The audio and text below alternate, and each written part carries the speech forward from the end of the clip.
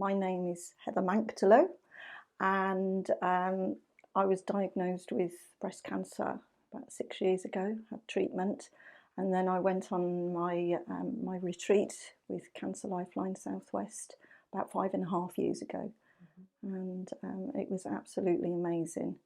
It's notoriously quite a difficult time after you finish your treatment, before then going back into the real world again, going back into employment. And I was feeling a little bit in limbo and not kind of knowing where my next direction was going to be. So the time to retune break that I had at the retreat was just at the right time. It was really perfect for me, and it helped me in so many ways. It was such a beautiful environment. It was springtime, so when we did walks in the gardens and walking meditation and that sort of thing, we were surrounded by primroses and daffodils and blossom, and it was just a beautiful environment. And the food was amazing. It was really lovely, a really lovely group of people. The facilitators were absolutely perfect, and we had lots of chats in groups in this beautiful manor house in a beautiful room, and just everything facilitated healing, really. And yeah, so it was perfect for me, and it helped me to move on then from the cancer, and also helped me decide another direction to go in.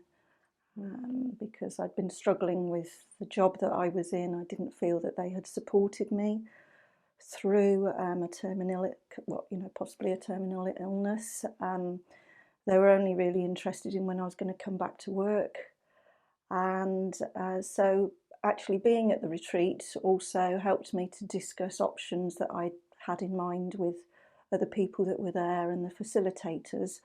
And so I came away from those few days away thinking, I'm going to work for myself.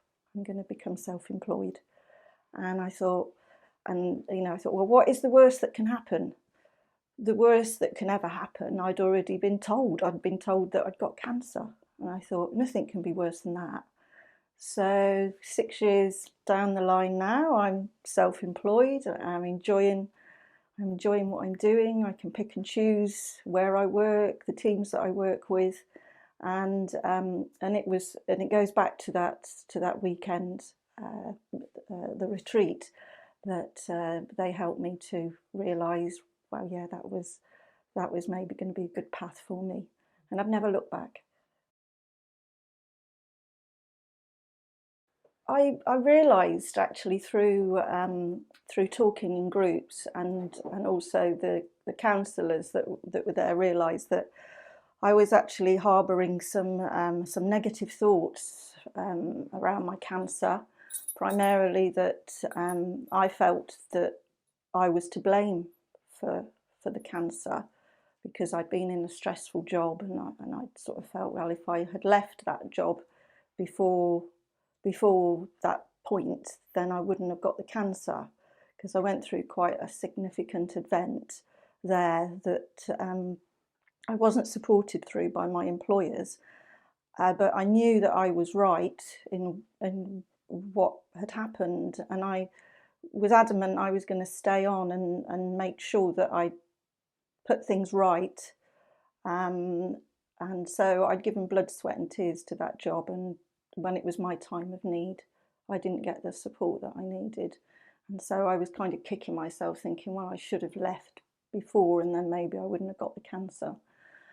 But actually that was picked up by the facilitators, and they said they thought that I would benefit from a one-to-one counselling session, and they really turned my mind around about that. And so that was really, really important, and so I can't thank them enough for that. And that has helped now, through then my positivity, and not thinking that I'd brought that situation on myself. And they also suggested that I write down all my feelings about my employer, And if I wanted to, I could send the letter to them, but if not, it was the process of writing it that would help me. And so I did that, not necessarily to tell them that they were a bad employer, but to point out the opportunities that they missed to support somebody in my position. So I did that, and that really helped as well. And they also helped me to realise I don't have to be Superwoman every day. That I don't have to care for people is enough. I don't have to care until I bleed.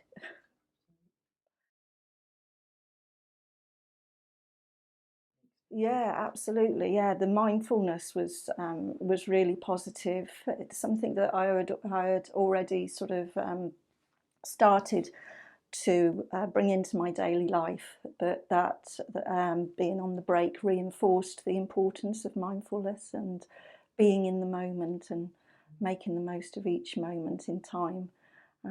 So I've continued that, which has really helped me. And the meditation as well. That was not necessarily something that I tried a lot of before. Um, and so that was really important. So I still do some meditation. Oh, the food was amazing. It was just it was different. It was healthy eating, and it was all absolutely delicious. And there was a little bit of entertainment there as well. They brought somebody in to do some music with us, and just encouraged people being together in a support network. And then we did keep in contact after the break, and so that was lovely as well.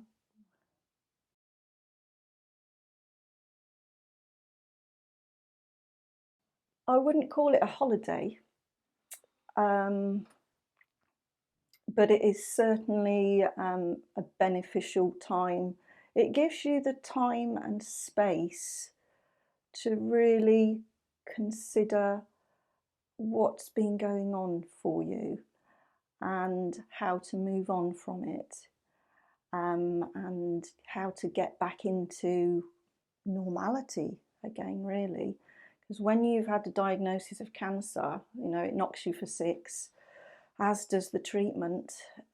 However, I found after I got my head around the initial shock, I was very positive actually, because you're being positive, doing the treatment, being positive so that nobody, you're trying to lessen people worrying about you. So you're thinking a lot about other people and what your illness, what the impact is on the people that you love. So sometimes you're kind of trying to put on a brave face, and so you are thinking of other people more than maybe what you need. But being in that beautiful space with, it's just such a supportive environment, and you know that you can say your innermost feelings in confidentiality, and the people that are there will all know how you're feeling and what you're going through, and you can gain support from other people, and it gives you the space to think about yourself. And also, during the mindfulness, the meditations, and that you can also be concentrating on you and what you need to make the most of your life, really, and move on.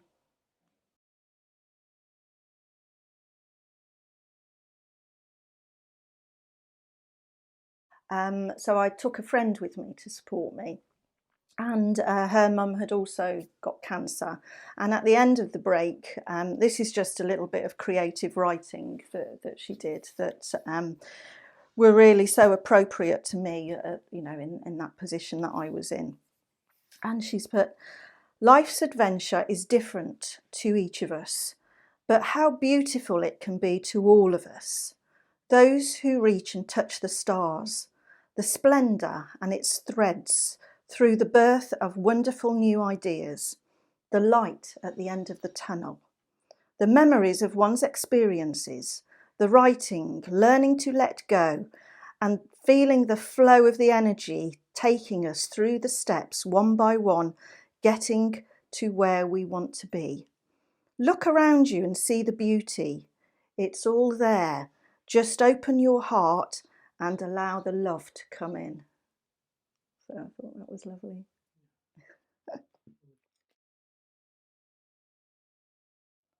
I just want to say a very, very sincere thank you to the charity for giving me the opportunity to be able to move on from what was a really, really terrible experience, get back into a good life again. And it really did help my mental health. My mental health does go up and down a little bit generally, and I was feeling very vulnerable at that time. And all the positivity there just gave me the confidence to be able to go out and make a new life for myself and take the plunge into self-employment. And if it didn't work, it didn't work, but thankfully it has. So thank you so much to the charity for helping me to move on.